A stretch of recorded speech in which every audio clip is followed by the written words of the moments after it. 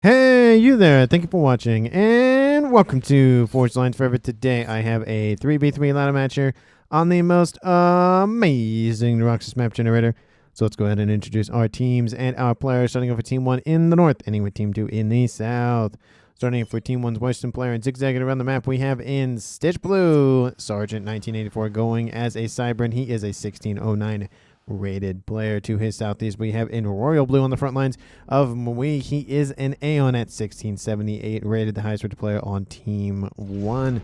And to his northeast is Space underscore, I guess it's just Space, going as a UEF in Amethyst Purple. He is a 1550 rated player. So for Team 1 side of the map, they have a UEF, an Aeon, and a Cybran, which means Team 1 lacks Seraphim technology. Starting off with Team 2's Eastern player and zigzagging ourselves around the map, we have Slow Hands 86 going as a UEF. He is a 1275 rated player, and again, he is orange, the color orange. To his south in the regular dice here for Team 2, it is Colonel Canyon Lee. He is a 1767 rated player, and he is in Ruby Red as a Cybran. And in front of him for Team 2's remaining player to introduce is Thurnis Haley as a UEF. He is a 1771 rated player, barely beating out Kenny Lee for the highest rated player on his team and in the game overall. And again, he is in Chevy Crimson. So for Team 2's side of the map, they have 2 UEF and 1 Cybran, which means Team 2 not only lacks Aeon technology, but with Team 1 also lacks Seraphim technology. So apologies to those who are late but love to make grand entrances. Hopefully you will enjoy the game nonetheless. And let's take a look at the reclaim here before our players scoop that reclaim all up. Looking at currently almost 18,000 mass in reclaim.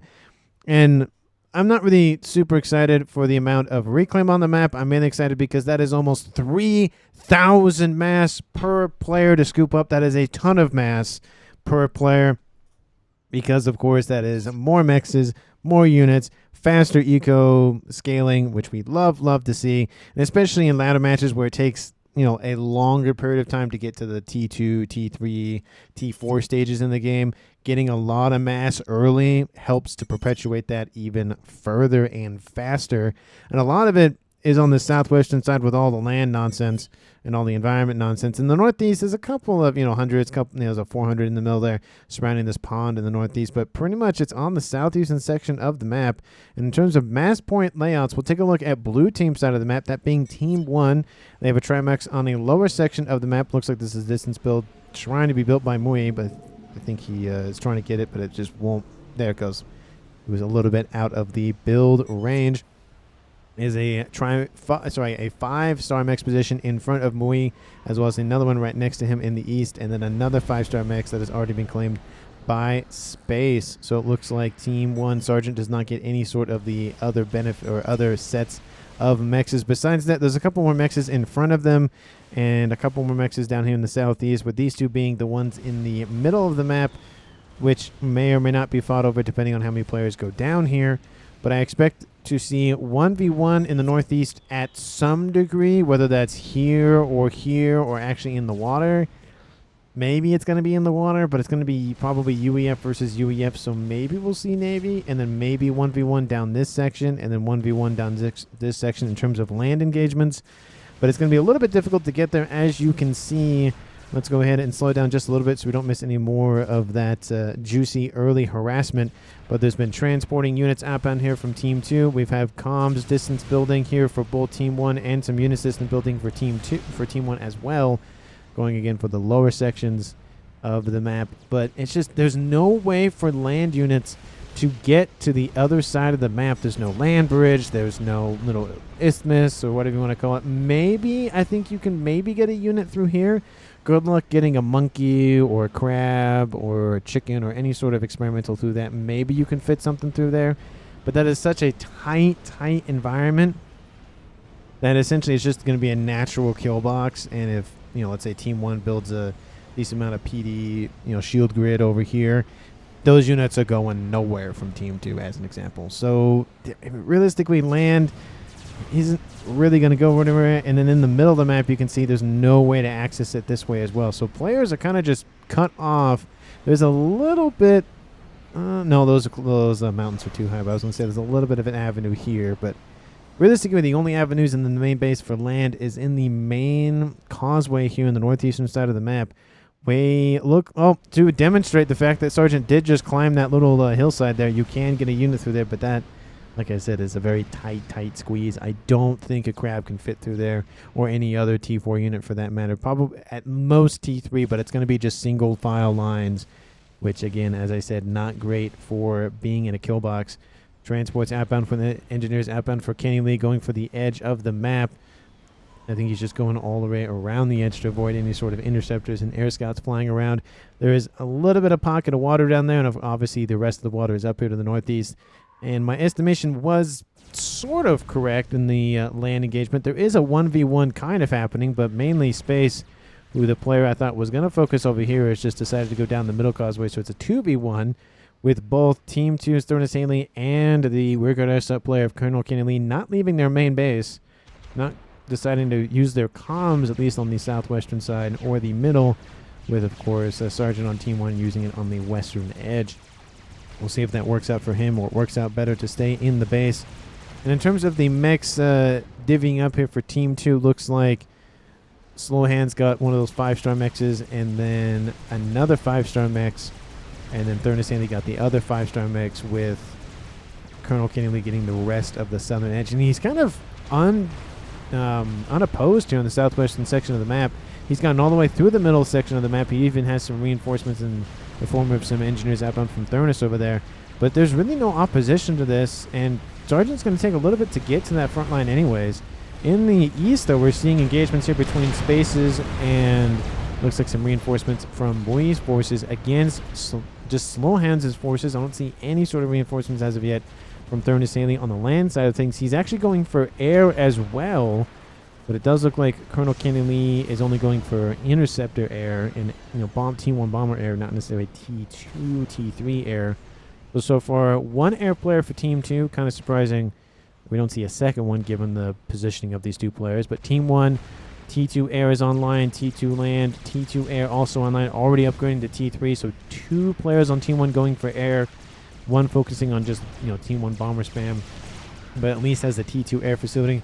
Units dropped here from Colonel Kenny Lee, getting in behind the comm, gets a radar station online, getting more PD, but this force is going to get killed off very, very quickly here. It's a lot of disruption here for Sergeant on that western edge, but again, there are some T1 Medusa in the mix, and if they get in range of the PD, there's more and more outbound. I'm assuming they're going to stay, they're going to stay right out of range, so that PD emplacement is going to fall here pretty shortly. But it is a nice distraction tactic, giving Team 2's Colonel even more time to solidify his power grab in that southwestern section. But Team 1 fighting in the middle of the map here. T2 units already online for Space. He is pumping out those units very, very quickly here. Pillars and Mongeese. Would like to see some of those T2 parashields. But besides that, pretty much has everything else you would need. Has flak, has those longer range Mongeese.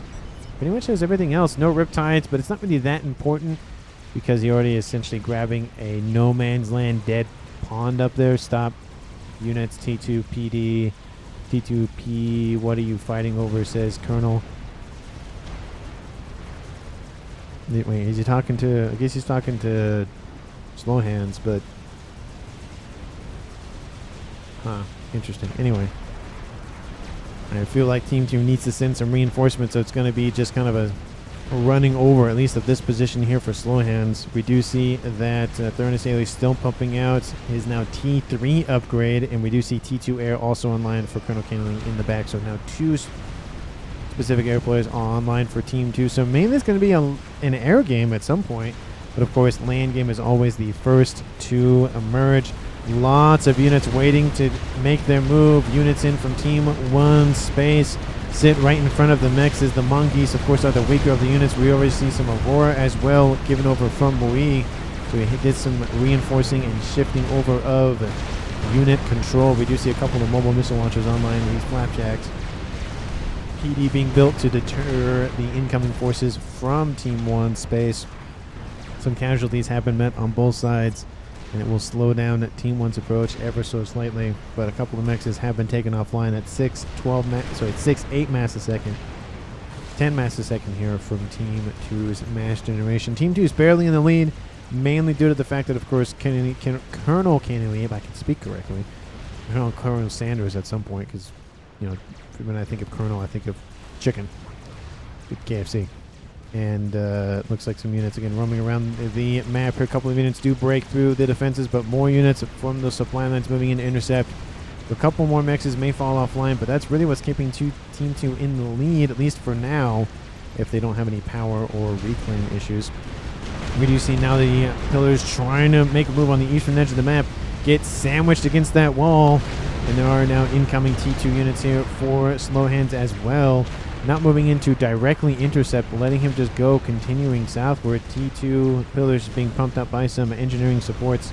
And those E-storages are going to go down. It's going to be volatile. Oh, no! Oh, that's got to hurt. That's a lot of E-storage. That's a lot of damage from overcharge that's just gone. Oh, that's too bad. For slow hands. Almost said space hands because I read space on the text there. He has T2 online. Maybe going to go for a fire base. I don't really know where he's going up here. Maybe... Oh, he is going to go for the T2 naval technology, which means he will probably go for those cruiser missiles. But because of how far north this pond is, he's probably going to reach maybe this. Maybe he'll get as far as maybe this ring of influence, but I don't think he'll get into the main base of slow hands, and definitely not anything for Throne Saley, who has T3 air online and T3 almost online here for Colonel Kennedy at 50%. Team 1 has 2 T3 air facilities online, pumping out ASFs as we speak and spy planes. A couple of units do break off from the main group and go to the north. They're going up to some T2 mechs here. T1 PD have been built, and barely that T2 mech stays online.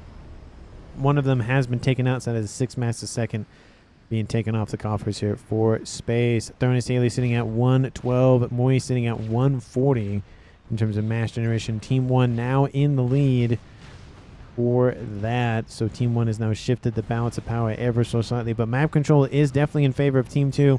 There's a lot of no man's land, a lot of just nothing mass extractor-esque in the sense of there's just nothing there. I do like the fact that there's a mechs down here no one has claimed yet, and it doesn't look like anything's been built there yet. That's, you know, it's probably 6 mass a second. I probably wouldn't build anything more than that. Maybe 9 if you really want to ring it, but putting a T3 mech here would not be worth it. All it would take is a couple of missile launchers. All it would take is a couple of even T1 artillery, and that's gone. So not really worth the investment. And it's only 1. It's not like a grouping of 3 or, 4 or whatever. But, having that extra, 6 mass a second does make a difference, of course. Being in the southwest, bombers raiding the units, grouping up here for Colonel Kennedy. And it's going to take a while, of course, for Sergeant to push in, take the units out, and continue to take territory. Of course, as more units get on the front line, T2 land is now online for Colonel in the south. And we see, of course, the air expansion has started for Throne Saley, and a little bit here for Colonel. Looks like he's more focusing on his eco first and then going to expand out after that. Large groups of interceptors, not necessarily any T3 units as of yet.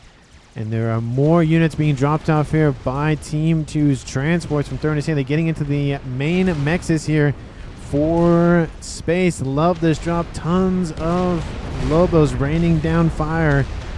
And Team 2 Mex is going to get taken offline. That's 9-18. That's not a fully ringed T2 Mex. So 9-18, 24 mass a second.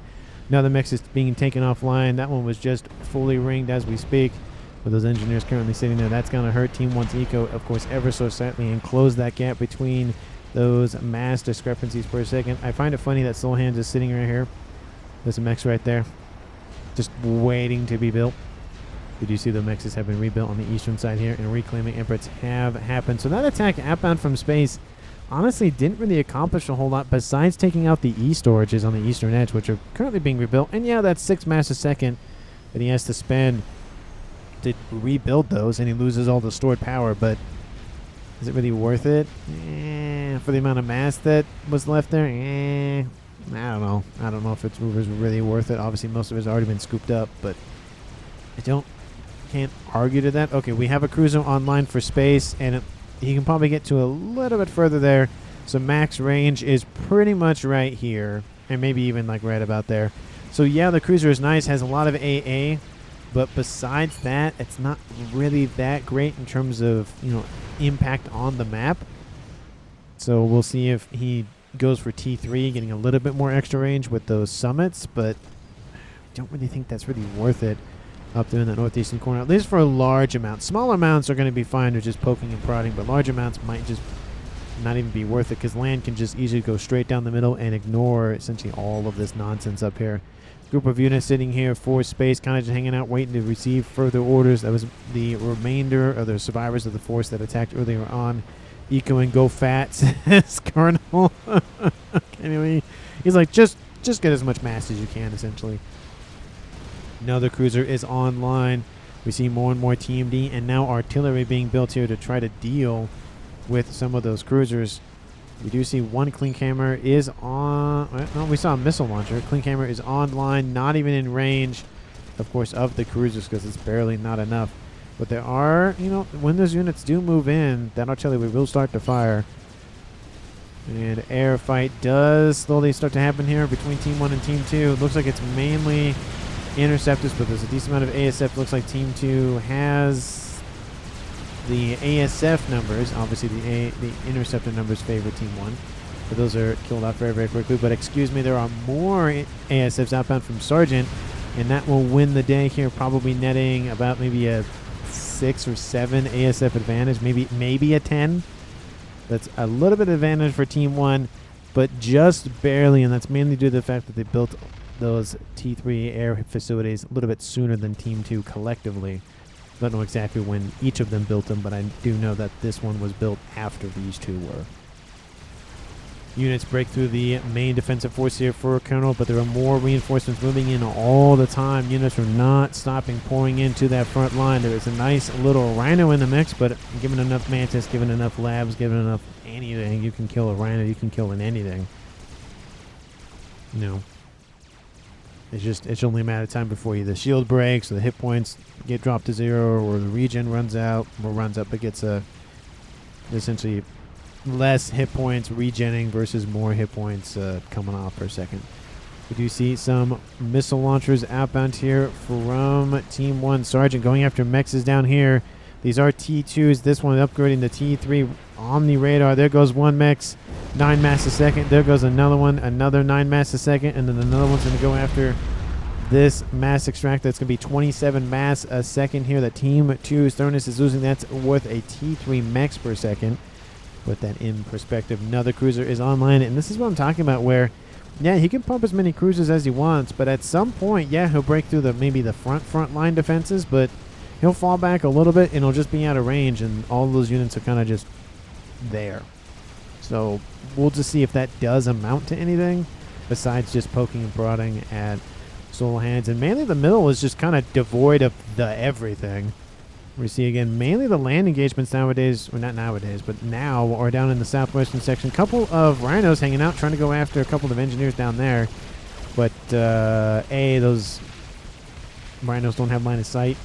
And luckily for them, there's a Tuckle cannon, so it's going to take a little bit longer to chew through the hit points on board those tanks. But, ever so slightly it's going to deal with them. But slowly it's going to deal with them, not anything sort of quick. ASFs moving in for Colonel, and we see more ASFs and interceptors moving in for Sergeant as well. And actually, that's Moy, excuse me, not Sergeant. Moy's forces looks like they're... No, Moy's forces down here. Sergeants are up here. I have to remember who's who. T2 artillery trying to poke and prod at those units running around the map here for space. And engineers on the front line just scooping up whatever remaining reclaim is to scoop up. There's been pretty much no fighting in the middle of the map here. It's just a huge dead zone of just nothing. There wasn't a lot of mass in terms of reclaim. There's no mexes to grab. There's no nothing. There's no way to impact the land engagement down here, which we would probably see more fighting in that regard because this little, moat, or not a moat, but a little crevasse right here is preventing any sort of land engagements over there. Too bad you can't just build a bridge. Which would be a really cool feature if you could do, build a bridge. I don't know if you can do that in Sanctuary. I don't know. I know you can change the weather and stuff, but I don't know if you can, build a bridge and, walk over to other sections of the map that you previously couldn't get to, kind of thing. And again, poking and prodding of units here for Sergeant. Not really sending a lot of forces, just enough to annoy We do see that the Mechs does take off the T3 Omni. Great grab here by Team 1 Sergeant, blinding his opponent. There's a backup T2, but that Omni is very, very precious. There is another Omni online for Team 1. They have the only Omni online. Long range radar systems. Pretty much seeing the entire... Oh, yeah, you're seeing everything except the... pretty much the back corner, which at this point in the game, I mean, it's not really a lot of ground to realistically kind of worry about. Unless for some reason Team 2 just sends stuff down there and then builds a Scathos or something. I don't know. I mean, there are 2 UEFs, so probably a Mavor, but we'll just see if anybody does go that route in these ladder matches. It's less likely to go in that regard, but it does happen. And at 22 minutes on the clock, let's take a look at the game overall. Team 1 and Team 2 have not lost a player as of yet. Map control, a little bit in favor of Team 2, but I'd say ever so slightly. I'd say yes because there's more Mechs down here that make it worth it for map control, but percentage-wise, I think it's about 50-50. We do see a group of ASFs building up here in Team 2, sending some ASFs to respond to those gunships, but they're going to fall into the trap, and those ASFs are going to get chewed up. It looks like the ASFs have been called into retreat. And again, Team 1 sitting at 670, Team 2 at 650, so pretty much at lock and step here between these both teams. No real team has a huge advantage one way or the other. It keeps floating back and forth. So let me know down in the comments who you think is going to currently win this game. And of course, if you haven't done so already, like the video and subscribe to the channel. Thank you so very much for watching to this point in the video. And share this video, of course, with anyone, everyone, and especially your pets. More cruisers, and now a destroyer online. Doesn't want any units walking up and destroying those units, but I don't, like I said, I keep thinking this is just a money pit at this point. Is it really worth it? Looks like he's shut off construction of more units, being satisfied with that. And TMD creep happening as well, at least a little bit. Czar is 5% here. Made a comment by Thurnis, so Team 1 is going for the T4 donut of the Aeon because they have air control. It's kind of hard to tell because there are, of course, 2 air players on each team, but Team 2's Thurnis sitting at 50. And then let's just take Mui's forces because there's 56 plus an additional 26. So yeah, it's about 25 ASFs more than Team 2, which isn't a terrible amount more, but it's definitely one of those situations where it's not maybe not worth building the monkey, not building the donut, but we'll just have to see as time goes on. Wait, where'd the donut go? Hold on. Oh, they stopped construction of it. Never mind. Okay, well, they were building a donut, and now they're not. So maybe they thought about it other ways, and probably weren't going to go for it as of yet. We do see some Riptides online going after those cruisers. There's one destroyer online. They're trying to get out of range, but it's a small pond. Another facility online, just as a backup, I would assume. And those Riptides are getting in closer and closer. They have to constantly be on the move. T2 land headquarters, sorry, T2 naval headquarters is most likely going to go offline at some point, but it's not really building anything, so it's not really a major concern for Team 2. We do see that Percy's online and some pillars as well. So T3 units starting to make their main stage appearance here for Team 1. Team 2, we haven't seen that as of yet here for Slow Hands, but we should see that pretty shortly. He's building a FAF point as we speak. And is Team 1 building any sort of other experimentals, more air grid for Mui? And that's it for right now. They were building a Tsar, but they stopped construction. Nuke is online for Team 2's Thurnis Haley. But when he's lacking a little bit in air power, he has a huge missile he's going to use to blow up his opponents.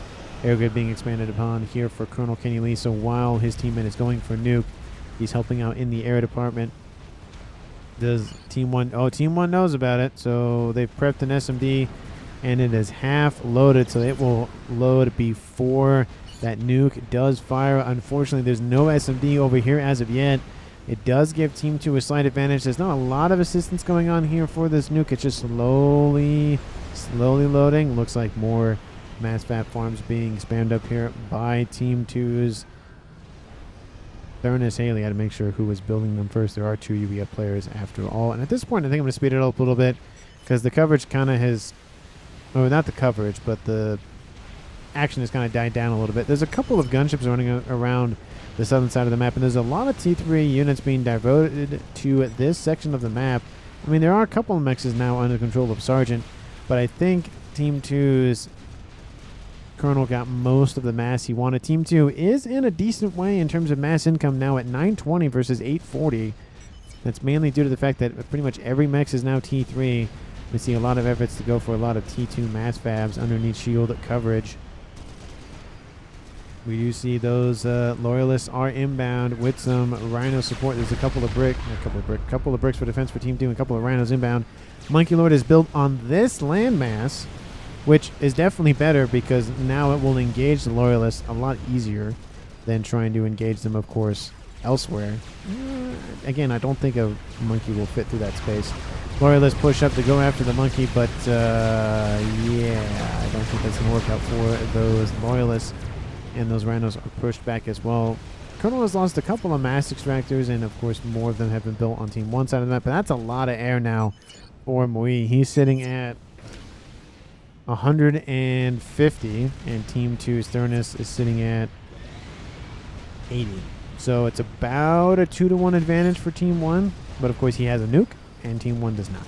So there is that. SMD is not online as of yet. Looks like they might be priming up from some artillery. But that's going to be a huge mistake because, yeah, that SMD is pretty far forward for Team 1. And it covers most things, but not everything. That nuke can easily hit possibly even the main base for space, but at least the secondary base where he's sitting at right now. T3 Naval Headquarters is online going for Neptunes. Why is he going for Neptunes? I mean, at that point, you might as well just go for summits and call it a day with the extra range on board. So, I mean, don't get me wrong, Neptunes are my favorite T3 naval unit by far, but still, like, not in this size pond. If the pond was bigger and went down to here, maybe, but I don't know about that. Still, slow hands hanging out, not really doing a whole lot. He has T2 and drone, which we rarely see in FAF games. I mean, it does get seen from time to time, and it only is a UEF thing. But mainly UEF comms are most of the time on the front lines, and so they're mainly concerned with gun and nano and shields and that sort of thing. And T2 as well, but Czar has been restarted here for Mori. Looks like he wanted to wait a little bit more till he has air supremacy or at least dominance, and Fatboy has been started for space as well. Still that Monkey Lord on the front line pushing through the southwestern section here against Sergeant, who's losing lots of territory that he initially had a while ago. And now that nuke is just still passively loading. There's some assistance going down, but like I stated earlier, that nuke is, if it is sent over here, will land. I feel like Thurnis would know by now that this SMD or this SMD and this SMD are loaded. This one was newer, but there's no SMD over here. He's probably going to send some spy planes in just to confirm. But ASF fight does happen. Team 1 forces the issue and will get a huge advantage in that air fight.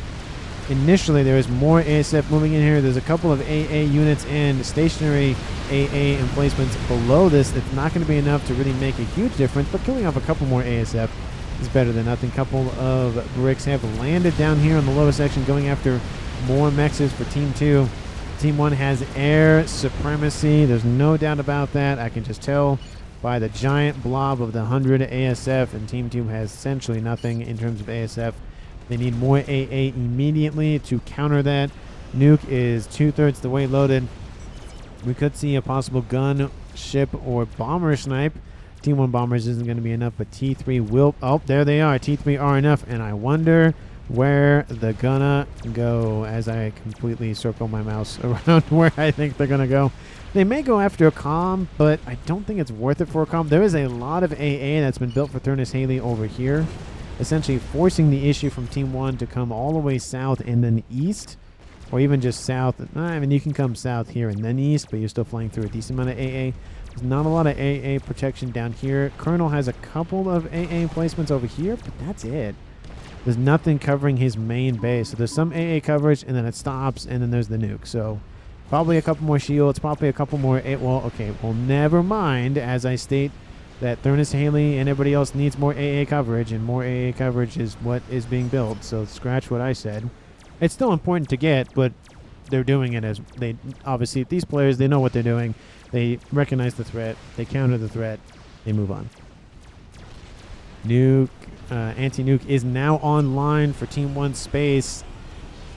I do fear that's a little bit too late here for Team 2's Thurnis Haley's nuke. That nuke is about to load.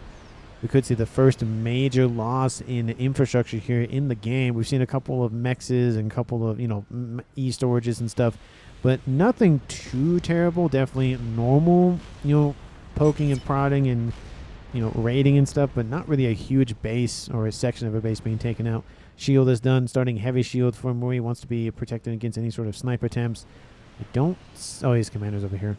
We do see a FAF point online for Team 1 space. That FAF point being built by Team 2, was that ever finished? No. No, it was finished. Okay. Second one's under construction. Artillery is in... almost in the green here for Colonel. So one player going for nuke, one player going for artillery. No. It says Thurnis Haley to something.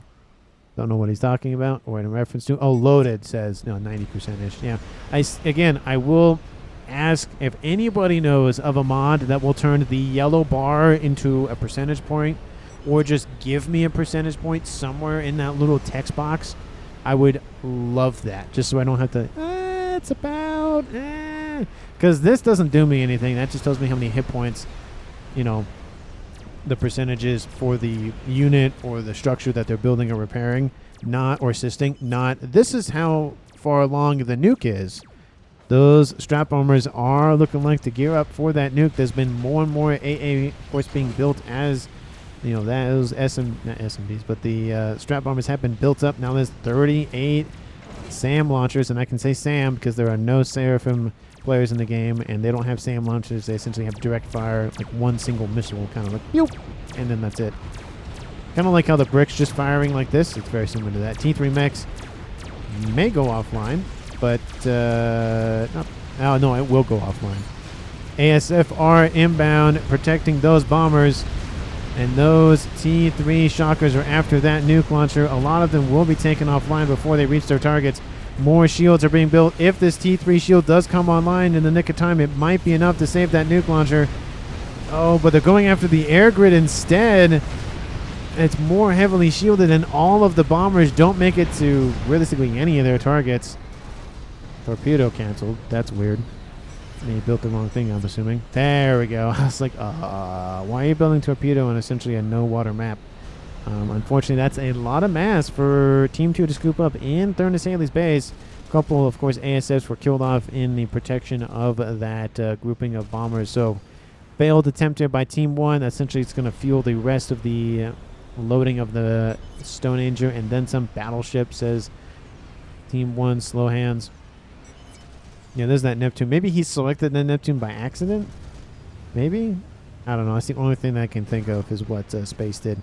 SMD is gonna load in time the longer this nuke waits, and I think Thurnis is gonna wait to launch that nuke. He could try to go after Space, but I don't think he's going to at the current moment. Battleships are in range of this firebase, and we do see that the Fat Point and the rest of those slow hand forces have fallen back. I just don't know if all this massive for Space is really worth it. Artillery should be online by now, and it is. And those shots are traversing the map. I wonder if they're going after the SMD coverage. I'm assuming that is a yes. Or they're going after the emissary that he doesn't know that's being built, but he thinks... No, I guess it's just kind of the AoE of the artillery. But there are shields already around the air grid, and there's no T3 air grid back here. And, of course, maybe possible try artillery pieces in terms of Dukes. He's getting all of the P-gens, all of the shields in place, and then he's going for the artillery, which is an interesting strategy. Usually it's just one set of P-gens and then an artillery, another set of P-gens, and then an artillery, but he's building all of them first, which, of course, will have the protection in place, but you could start the Duke a little bit sooner than that, I think. We do see that the missiles and the artillery. The donut is inbound, slowly moving in. There's not a lot of AA coverage over here on this northeastern side. I mean, it is being sprinkled in here by Thurnis. He's up to 54 now, but that nuke is going to be perfectly fine. There's a lot of AA coverage. I don't think Slow Hands is going to feel good after this incursion from that donut. And it's, again, slowly moving to the east. It's like almost... Oh, because I'm at -2. It's like, why is the game feeling like it's going very slow? And then realize, oh, I'm a -2 by accident. Whoopsies. Apologies for that. Completely didn't even notice. I'm like, that donut is moving ever so slowly. I wonder why that is. ASFs from both Colonel and Thurnus are moving in to intercept that donut. That is, again, the main threat of this incursion. Strat Bombers also being mixed into the, mix as well.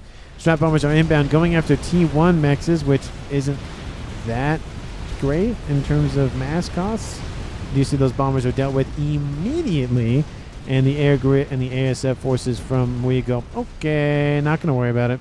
Do you see a decent land army with a FAF point online here for space?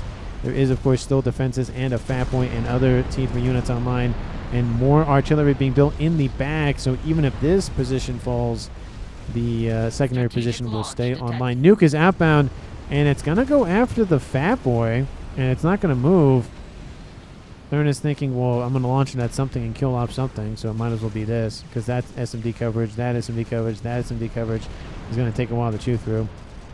That nuke is going to land, and it's going to land almost on top of that Fat Boy. We do see maybe a couple of Perseus will get out of range, but boom, and that is a couple literally being 2 of that huge force. Great grab here by Thurnus. Takes out the land threat, 41,000 mass killed.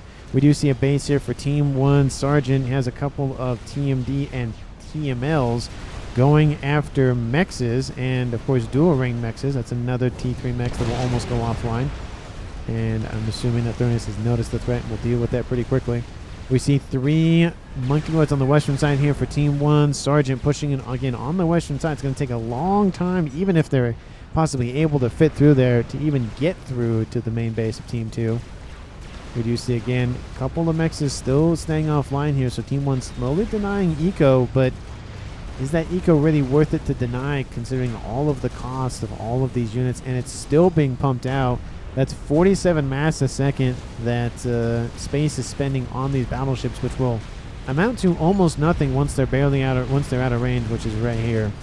So not great in terms of longevity. It's just nice to again poke and prod, but I don't know how much is that really worth it. Don't push land. I only did that to kill it. Yeah, that's definitely fair.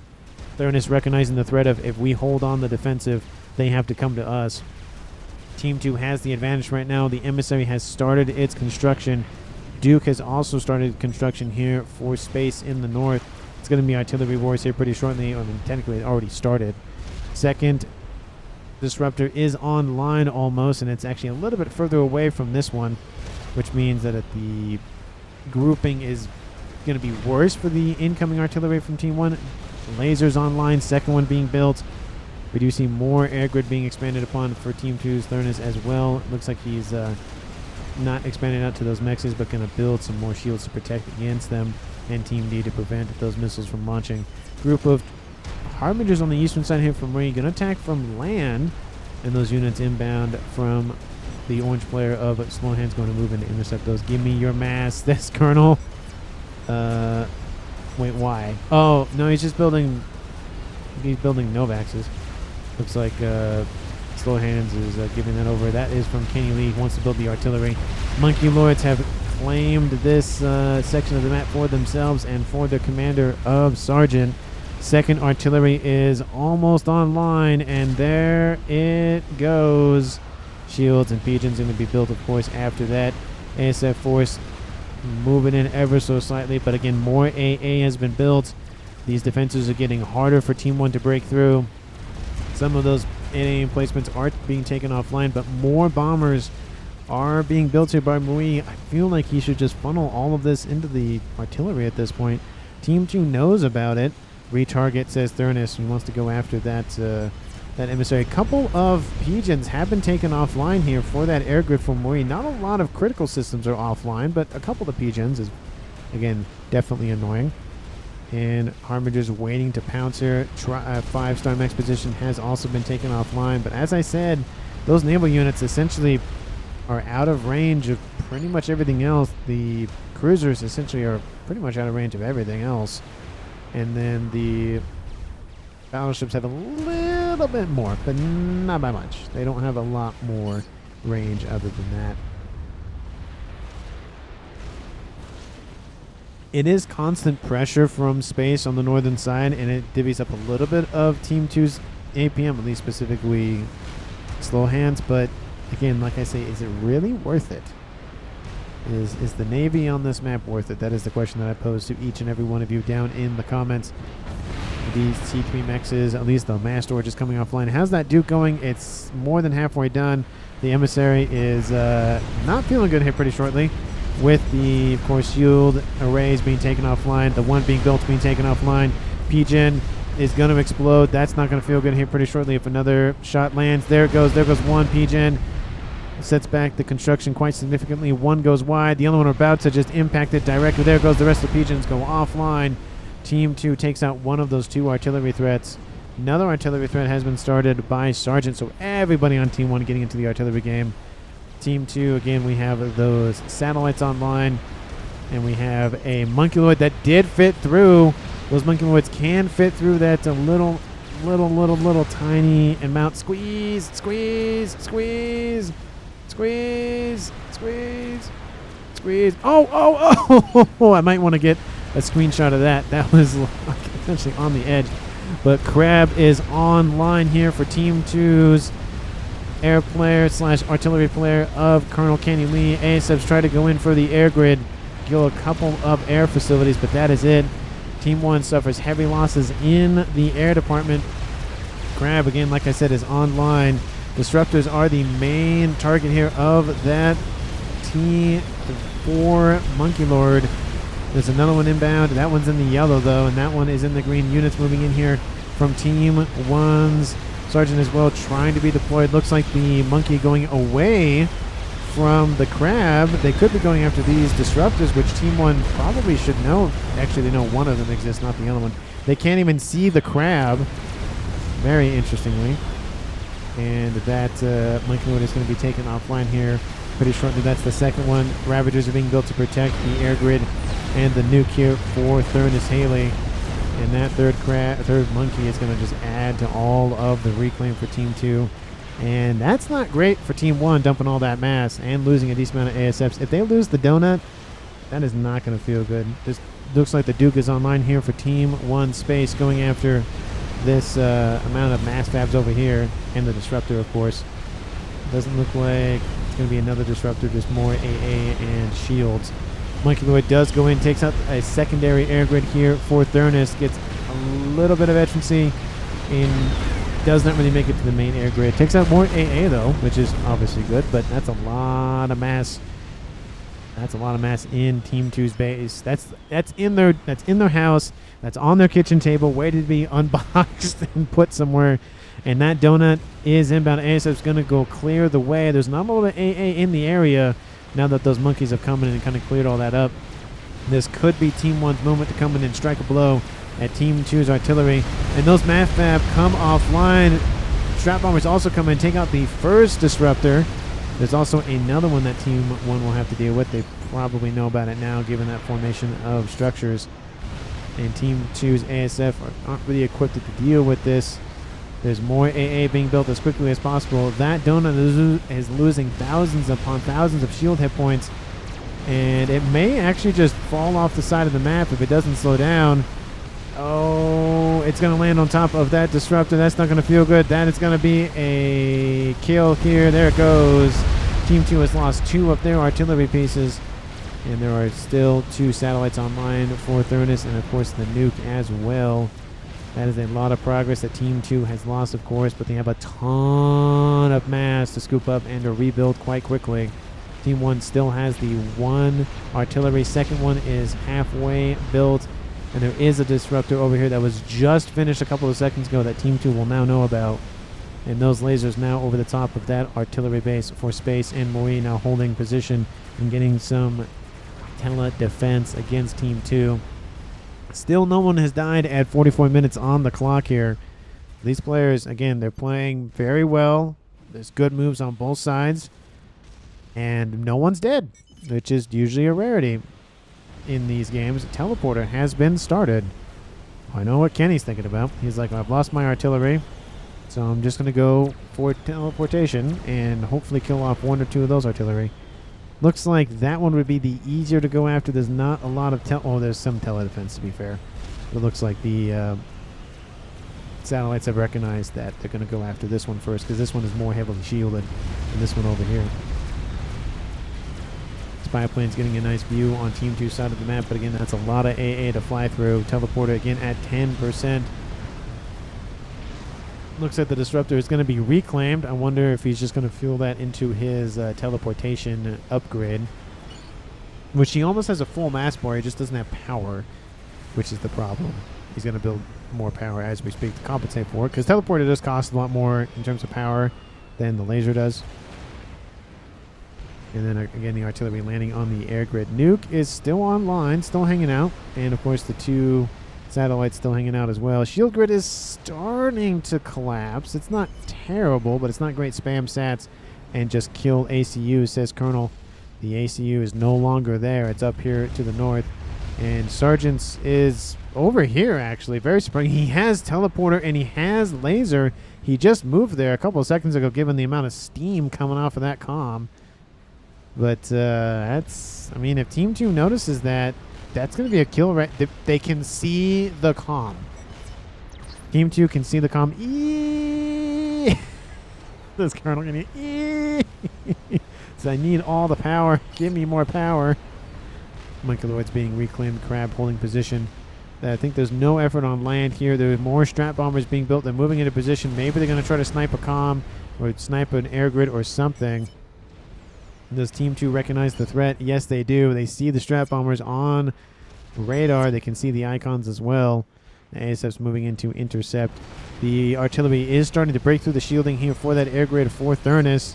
He has more and more shields being built, but they're starting to collapse. Pigeon and air grid, or air facility, goes offline. And that comm does teleport in, goes after the mass fabs. Janus over the top going after the commander of Sergeant. Team 2 is not really wholly focusing on that threat, and he's just going to go after whatever he can. This is a suicide pact at this point.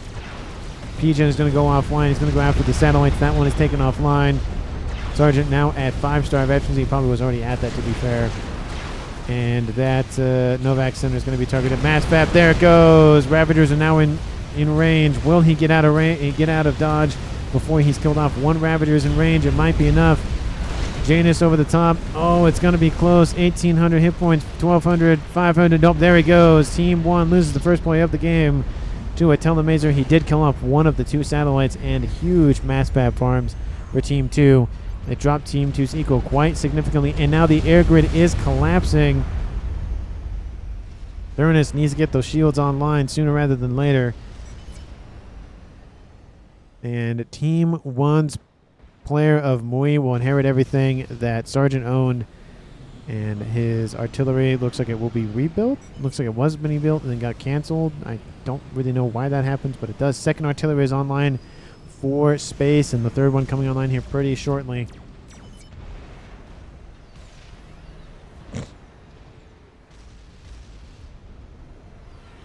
I just don't see anything else that Team 2 is realistically doing. They have a nice hole in their air grid, but they have multiple shields covering the other halves. Or they have half of it is gone. The other half is covered by other shielding. But there were 3 artillery pieces landing all the time, just chewing through the defenses. There goes another section of that air grid. Team 2, are you building anything else?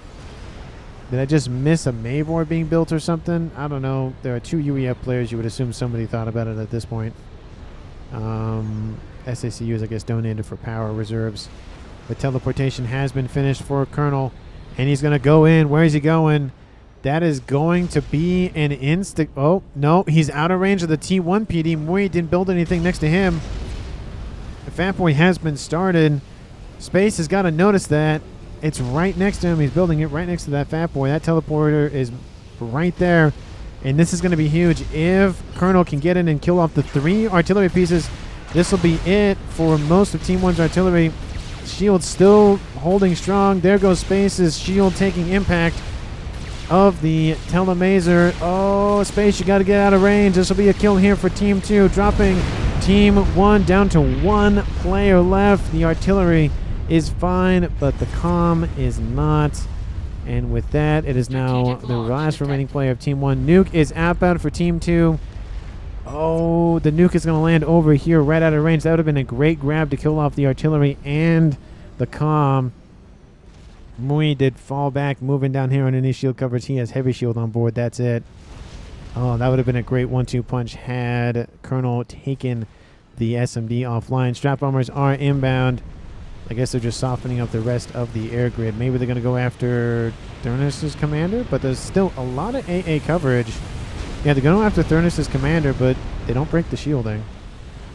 He gets a moment of peace from the artillery landing in, but that's just because it has to reset. And there are now 4 artillery pieces raining in for Team 1. And Team 2 loses Thurnis Haley to just Control K. Oh, because the nuke didn't land. Why, fatty? Question mark says Colonel. It is now a 1v1 game here between Slow Hands of Team 2 and Mui of Team 1. And Colonel Ken Lee is even confused about Thurnis's Control K, I would assume. I mean, the nuke wouldn't have done anything. It wouldn't have been in range of the artillery anyways, so... it's disappointing. At that point, I think it would have been even more impactful had Colonel gone after just the SMD alone. And then they could have squeaked it on by, killed off 3 of the 4 artillery, and it would have been a lot of a better time. But I think the decisive move, the move that really set up Team 1 for success, at least at this point, is this move on the edge by a couple of monkeys getting in, taking out the some of the defenses, and then the donut comes in, takes out the rest of it with the artillery raining in for support as well. Scathis says Colonel. I mean, he could go for that, but 51 minutes on the clock versus 4 artillery. And a 5th one coming online here pretty shortly is a tall order, to be fair. And we'll have to see if it does work out for him, but I don't think so. Satellite is back online, of course, every time it is gifted over to another player, whether through death or actual diplomacy gifting over. It just gets reset. I don't know why that is. I think it's just a game mechanic issue or situation, but we'll just have to see. And Scathis has been started. And at this point, I'm going to speed it up once again to probably just +3. The ecos for both teams actually not terribly far off. Nuke is outbound, this time from Team 1 on the western edge. Is Team 2 have an SM? Team 2 does not have an SMD. That is not good. Either that or the SMD was never built or it was taken offline. One or the other. But that nuke's right in the middle of that air grid. Ka-boom! If you tally like 10 ACU here could kill comm. Yeah, probably. Maybe. But that's a tall order to get them over there. Build the teleporter and then just essentially have them explode on top of them. But the satellite is gone. Yeah, GG's in the chat here from Colonel Kennedy. He can see the writing on the wall. 53 minutes on the clock in climbing.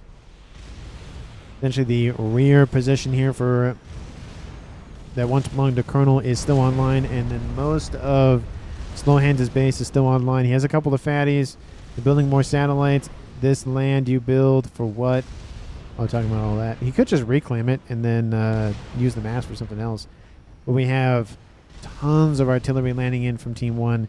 It's not really going to matter at this point. Everything's just going to be poked and prodded and just ripped apart.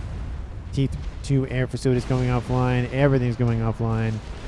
And look at all the dots raining in from the north. There's nothing that he can realistically do. He's going to send his units in though, and see what he can do with it. This might be an instance where that might be an Team 1 land can be built. Team 1 air can be built very, very quickly. Strap bombers coming in, cleaning up what I guess not. They were given orders to move, and then that's it.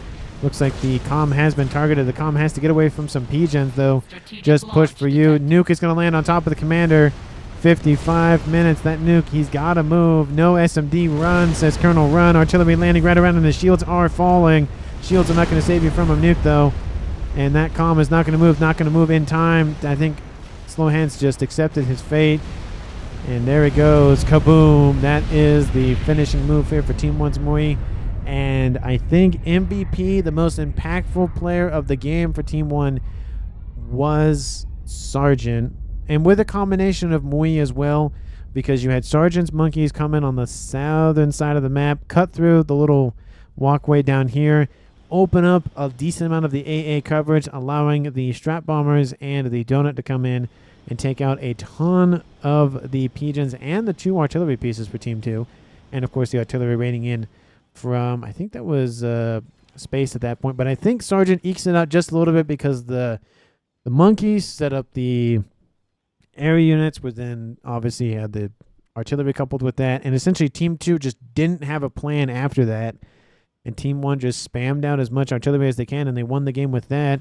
And I think Team 2's MVP, if the SMD was taken offline, would have been Colonel had he come in, taken out the SMD, even if he didn't even kill off the comm or do much of anything else. The SMD falling off, which would have meant that the nuke that would have landed over here could have easily been edged out. You can see we'll take out the range on the SMD, and the SMD, the nuke was like right about here. So you can see there is a line of sight directly for that nuke launcher. But anyways, let me know down in the comments what you felt about the match. But of course, if you haven't done so already, like the video and subscribe to the channel. Thank you so very much for watching to the end of the video, and I will see all of you in the next one.